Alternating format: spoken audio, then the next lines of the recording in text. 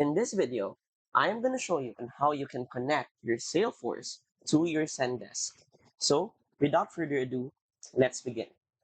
First, open your web browser and go to zendesk.com and log in to your Zendesk account. Once you're inside the main dashboard, click right here to access this, and on the drop-down menu, click on Admin Center. The next step would be to click on Apps and Integrations right here and then click on integrations. You should see the Salesforce option right here. So click on these three buttons, then connect. After that, click right here and then connect Salesforce.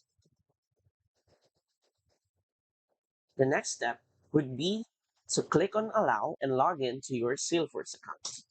So once you allow it, wait for a few seconds.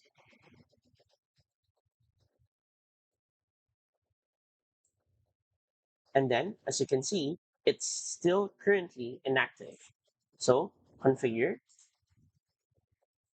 then turn on Send a Ticket View for Salesforce. You can tinker with these options, but after that, click on Save.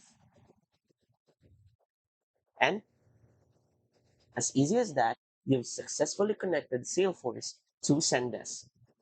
So, if you find this video helpful and want to support our channel, feel free to use our affiliate link given on the video description.